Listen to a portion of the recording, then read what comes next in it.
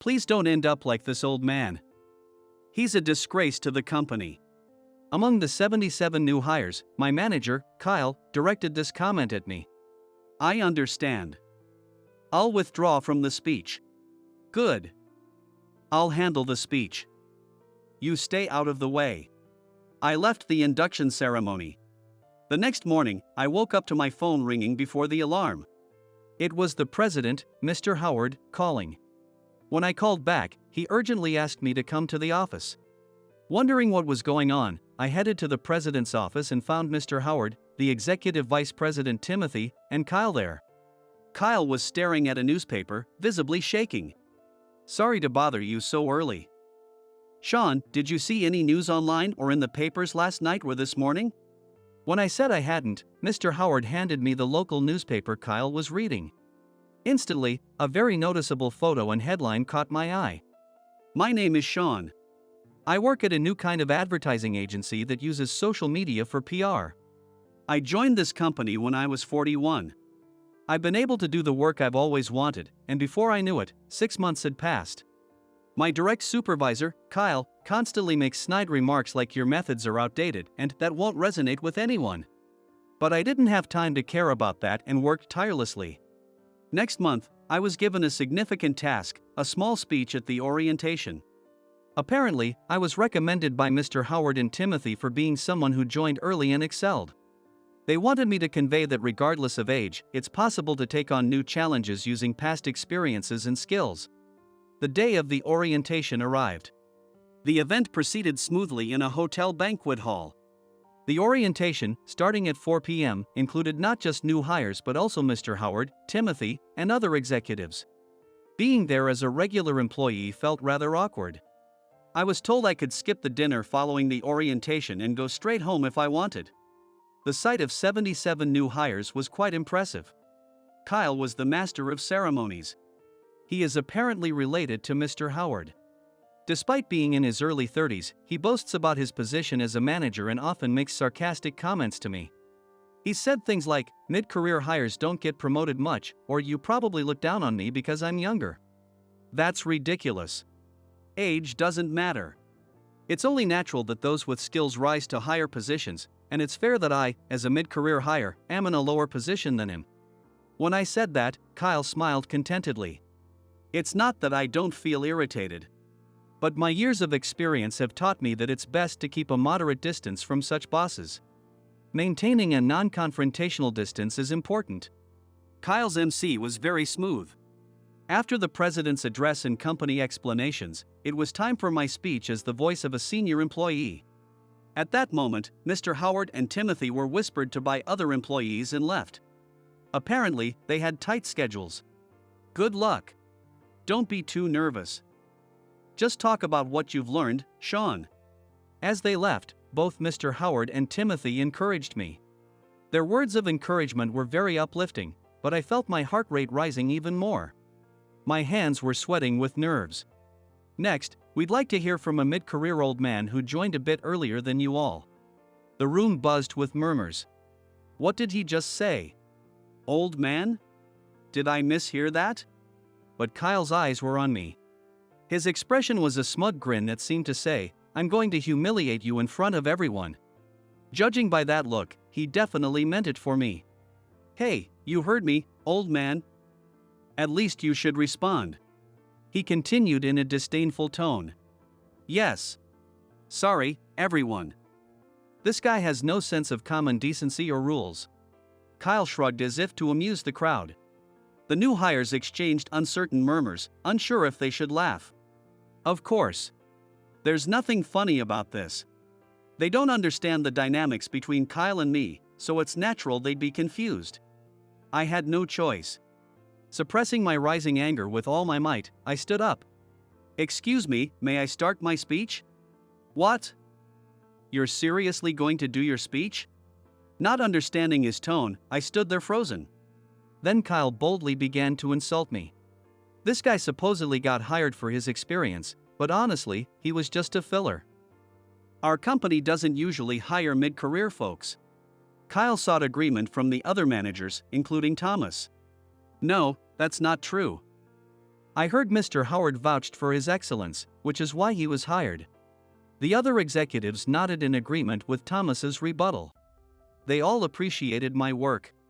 They were kind people who subtly protected me from Kyle's tyranny. Oh yes, you guys only see the surface. Anyway, back to what I was saying. Kyle continued undeterred. This old man is over 40. There's no way someone like him can bring fresh ideas like you young folks. With all due respect, I've done my best over these past 6 months. Effort and results are two different things. I've had the opportunity to be involved in major projects. Oh, you mean the one I generously handed to you out of pity? I wanted to vehemently disagree. I was assigned that project because Kyle's proposal wasn't accepted, so it was handed to me urgently. Since I had to change the fundamental concept, he was furious and accused me of tarnishing his reputation. That memory is still fresh. That incident was only a month ago. Kyle had always been spiteful, but in the last month, his remarks had intensified. No doubt, that incident fueled his desire to torment me even more. But, using the important orientation to do this while Mr. Howard and Timothy were absent was unforgivable. I had brushed off his comments until now, but being humiliated in front of so many people made my blood boil. Maybe I thought he was just young and inexperienced. By assuming that, I might be at fault for letting his attack slide. I should have reported his behavior to other employees or bosses earlier on. Now, there's no one to stop Kyle's rampage. I thought about just walking out. But then I glanced toward the back of the room and saw panicked employees. They were desperately signaling to me, trying to convey something. The employees were vigorously shaking their heads and making an X with their arms in front of their bodies. What are they doing? At that moment, I remembered an important fact. This is really bad. If this continues, it will definitely turn out poorly. I realized I had to stop Kyle's verbal abuse somehow. I approached Kyle and tried to turn off the microphone. What are you doing? Don't touch it. I understand you have things you want to say, but this isn't the right time. Please, I'm asking you. Maybe my calmness irritated him. Kyle got even more heated. Shut up. Why are you the one giving the speech instead of me, you loser? Calm down, Kyle. Shut up. Don't you dare boss me around, you lowly employee. Kyle continued to hurl insults like idiot and fool at me as I desperately tried to stop him. It doesn't matter how much you try to communicate if the other person isn't willing to listen. Why should I be the one to stop him despite being insulted like this? These thoughts crossed my mind when... Everyone, please don't end up like this old man. He's a disgrace to the company. The eyes of the 77 new hires bore into me. I couldn't take it anymore. I see, I won't stop you anymore. I withdraw from giving the speech. That's right, I'll handle the speech, you stay out of the way. I left the venue immediately. Of course, I didn't attend the dinner party after the orientation. The next morning, I woke up to see a missed call from Mr. Howard. It was just past 6 a.m. Wondering what was going on, I called back. Sorry about what happened at the orientation. I heard my nephew caused trouble after I left. No, it's fine. Mr. Howard apologized sincerely. And about that, it has become a big issue. What? Can you come to the office as soon as possible? I'll credit you for the overtime, please come to my office. Certainly, I'll be there by 7. I hurriedly got ready. Walking at twice my usual pace, I arrived at the office. In the president's office, Mr. Howard, Timothy, and a pale-faced Kyle were waiting. Kyle was trembling as he read the newspaper. Mr. Howard and Timothy were glaring at him sternly. Good morning. Sorry to bother you so early. Sean, did you see any news online or in the papers last night or this morning? I shook my head immediately. I went home in a terrible mood and fell asleep without checking anything. But what does that have to do with anything? I glanced at Kyle, who looked pale, and a thought came to mind. Is it possible that the orientation was covered in the news? Kyle suddenly looked up at me. His face was a mix of anger and panic. Mr. Howard handed me the local newspaper he was holding. A large headline caught my eyes. Middle-aged man harassed and withdraws speech at orientation. Former employee names culprit. This is serious. The article featured a photo of Kyle insulting me, detailing his actions at the orientation. Although his eyes were blacked out, it was obvious that it was Kyle. I read through the article. Harassment incident at a company's orientation. In an era where corporate compliance is crucial, a shocking event has come to light. The stage was set at the orientation of an emerging advertising agency. The victim was a man in his 40s, identified as Mr. S. During the orientation, when he attempted to give a speech, he was publicly insulted by manager K, who was in his 30s, and had to leave the scene. A former employee testified that manager K had been harassing Mr. S for some time. This issue has also spread across the internet and social media. The company is currently conducting an internal investigation, and if manager K's actions are confirmed, they plan to take strict measures. There's no doubt about it. It's about what happened yesterday. How did this happen, and how did the newspaper get this story? Kyle, I told you yesterday to stop your comments. He nodded weakly. The orientation was live-streamed on our company's official video sharing platform. What? Being a social media-focused advertising agency, our company had recently gained a lot of attention. We decided to live-stream the orientation to showcase our company to a wider audience. Kyle had attended the meeting where this was decided, but he seemed to have no memory of it. As usual, he might have been dozing off. According to Mr. Howard in Timothy, viewers who watched the live stream started posting on social media about the crazy incident happening right now, drawing even more attention to the orientation. As a result, many people saw Kyle's insulting remarks and my withdrawal from the speech in real time. It caused a massive uproar on social media. I opened our company's official video sharing platform on my phone. The orientation video had garnered a lot of comments. Isn't it over for a company with a manager like this? Poor Sean. The company should take responsibility. This is the age of social media. Anything that happens gets captured and shared immediately. Why didn't you stop me? I tried to cut the microphone, but you kept going, Kyle. No way. Oh. The employees at the back were shaking their heads the whole time. You finally noticed. Yes. And no one informed you afterward? Kyle fell silent. That was the answer. He had no allies in the company where he threw his weight around.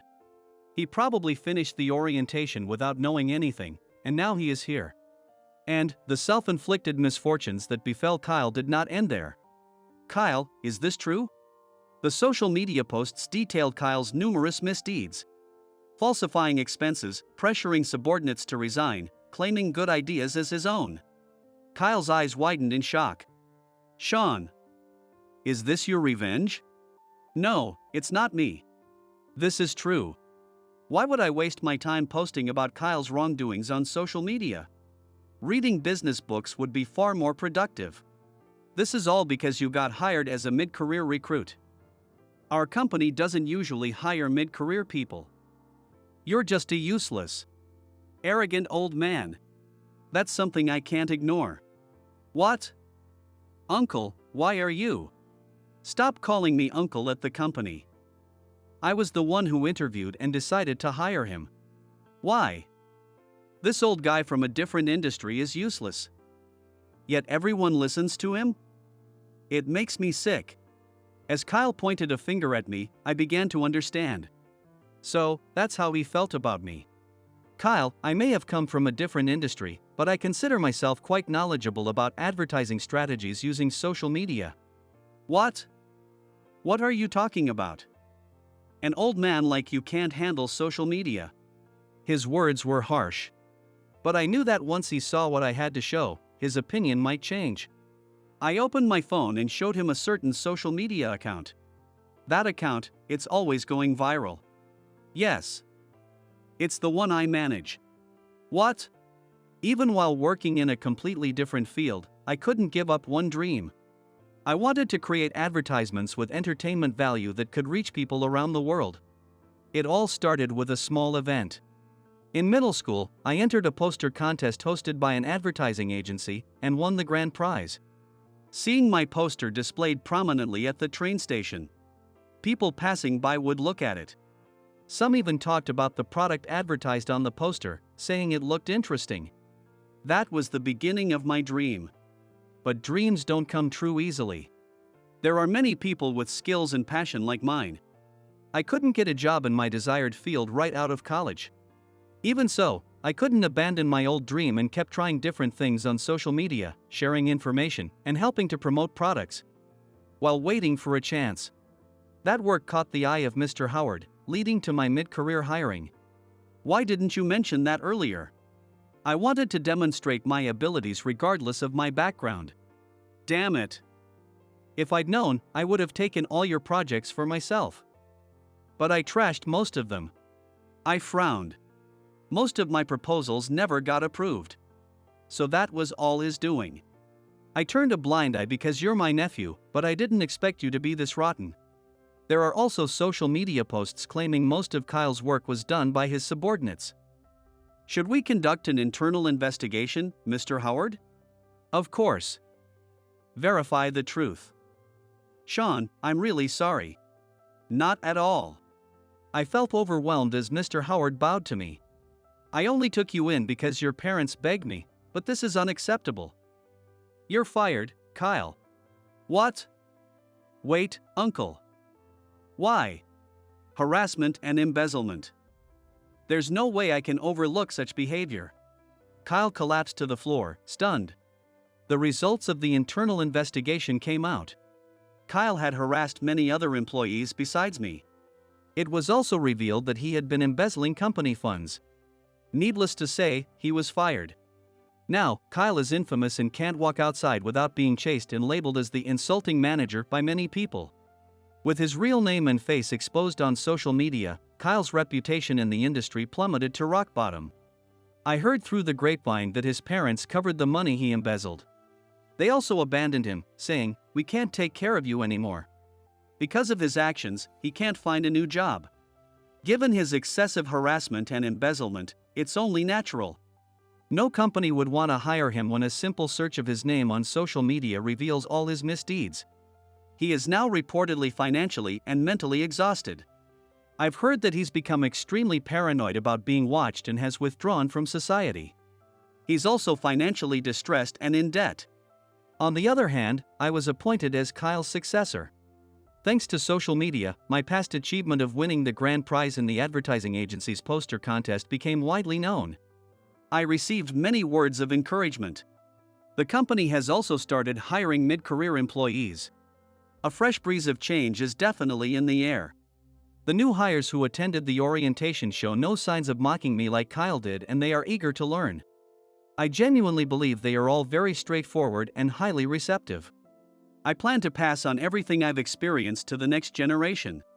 I want to continue spreading the message that age doesn't matter, and you can achieve your dreams if you don't give up.